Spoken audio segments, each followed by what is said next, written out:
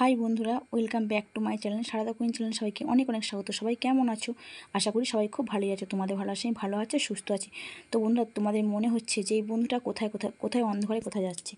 তো তোমরা তো আগেই জানো যে আমার মায়ের শরীরটা সত্যি খুব খারাপ। তো আমরা এই অন্ধকারে বেরিয়ে পড়েছি মায়ের মন্দির, জয় মা কৃষ্ণকালী মায়ের মন্দির। তো দেখো, এই যে রাস্তা যেতে যেতে এই সবে একটু ভোর হয়েছে। যখন বাড়ি থেকে বেরিয়েছিলাম তখন বাজছিল 4টে। আর দেখো এখনও পর্যন্ত গাড়ির কোনো লাইট বন্ধ হয়নি, তাই রাস্তা যেতে যেতে ভাবলাম একটু ভিডিও বানাই। তো আমার এই জায়গাটা যখন ক্রস করছি, আমার মাই বললো একটু ভিডিও করতে। এদিকে দেখো আমার বোনঝিটা, এটা আমার বোনঝি, ছোটো বোনের মেয়ে। বোনঝিটা ঘুম থেকে উঠেছে তো 3টের সময়, তো উঠে 7 করে বেরিয়েতে 4টে বেজে গেছে। আর বোনঝিটা খুব ঘুমাচ্ছে। তো দেখো আমিও এখানে আছি, আমিও কিন্তু কিছুক্ষণ আগে ঘুমিয়ে গেছিলাম। তো এই রোডটা যখন ক্রস করছি, আমার মা তখন আমাকে তুললো। আমি তো ভিডিও করি, তাই একটু ভিডিও করার জন্য আমার মা আমাকে তুলে দিয়েছে। আর আমার বোনঝিটা খুব ঘুমাচ্ছে, দেখতে পাচ্ছ। ওটা আমার মা বাবা ছিল। আর দেখো অবশ্যই চলে এলাম বর্ধমান কার্জন গেটেতে। কার্জন গেট তো জানি না কে কে দেখেছো, এটা হচ্ছে বর্ধমান কার্জন গেট, জানো তো। তাই আমি ভাবলাম যে যদি কেউ না দেখেছো, তো দেখো এটা হচ্ছে বর্ধমানের কার্জন গেট, দেখতেই পাবে। আর ভাবলাম একটু ভিডিও করে নিই, তাই আমি এখানে একটু ভিডিও করে নিলাম।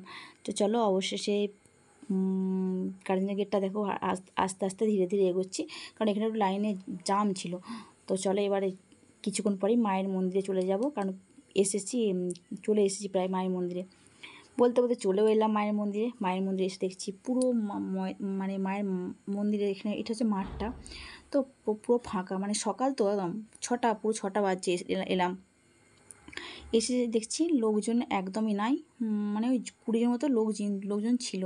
তো এখানে এই যে বাঁশগুলো ঘিরে দেওয়া আছে না, এটা হচ্ছে এখানে সবাইকে লাইন দিয়ে দাঁড়াতে হয়। তো আমরা এসে লাইনে দাঁড়িয়ে পড়লাম। আমরা আছি এই প্রথমের লাইনটাতেই, 20 জনের পরেই আমরা লাইন দিলাম এসে।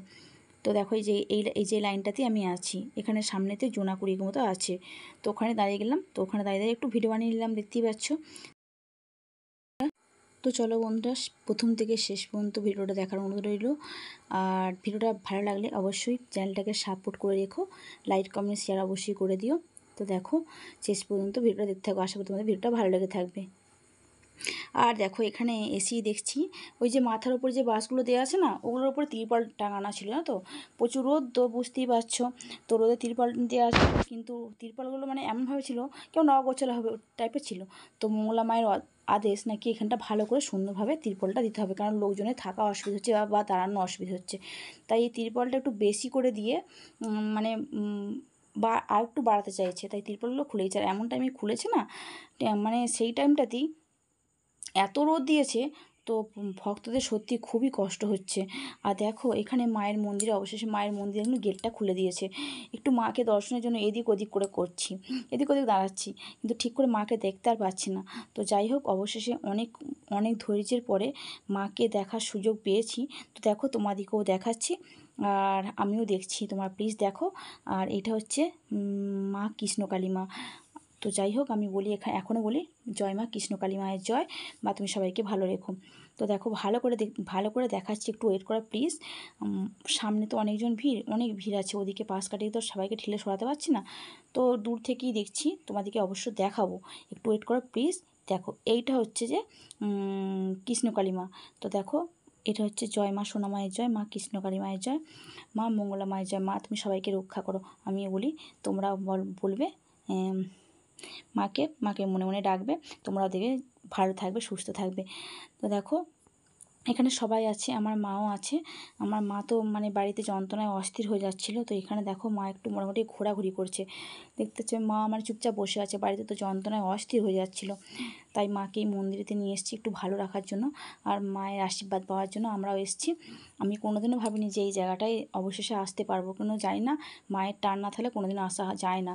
তো দেখো এটা হচ্ছে আমার মা, দেখতেই পাচ্ছ, এই যে গায়ে ঢাকা দিয়ে আছে।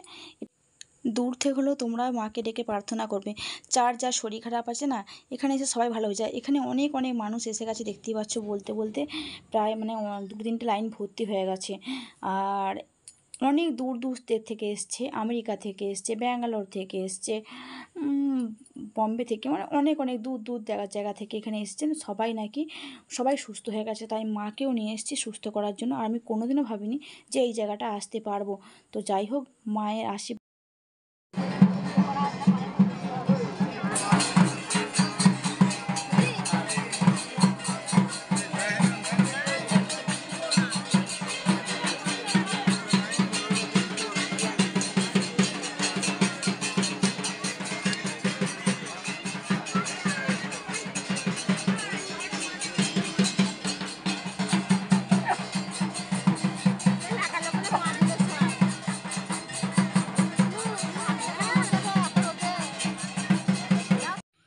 বন্ধুরা দেখতে পাচ্ছ, ইনি হচ্ছেন মঙ্গলা মা। আশা করি সবাই এনাকে দেখেছেন, চেনেন, ভালো করেই জানেন। তো এনার আশীর্বাদ আমরা পেয়ে গেছি, এখানে এসে অনেক আশীর্বাদ পেয়েছি। তো আমি ভাবলাম যে যখন আশীর্বাদ পেয়ে গেছি তো ওনার একটু ভিডিও করে নিই। তো ওখানে ভিডিও করতে দিচ্ছে না, অনেক কষ্ট করে একটু ভিডিও বানালাম। তো দেখো বন্ধুরা, আমরা এবারে বাড়ির দিকে রওনা হয়েছি। তো বাড়ি যাওয়ার আগে ভাবলাম যে এখান থেকে একটা মায়ের পিকচার কিনে নিয়ে যাই।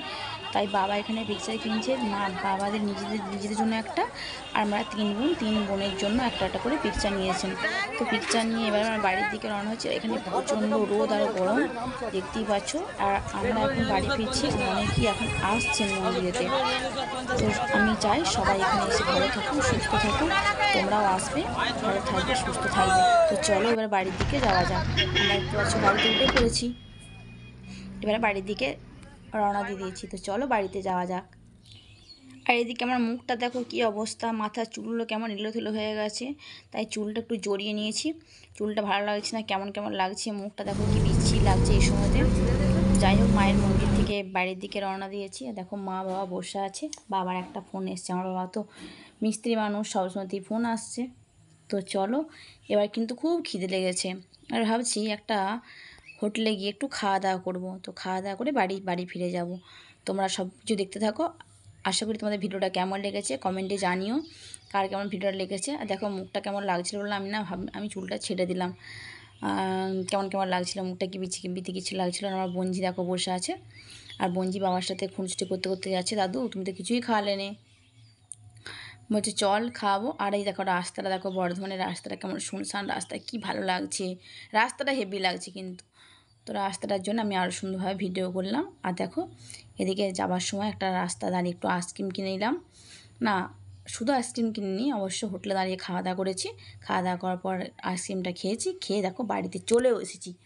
তো তোমাদের ভিডিওটা কেমন লেগেছে তোমরা কমেন্টে জানিও। আশা করি তোমাদের ভালো লেগেছে। তো ভালো থেকো, সুস্থ থেকো, নিজেদের শরীরে খেয়াল রেখো। টাটা।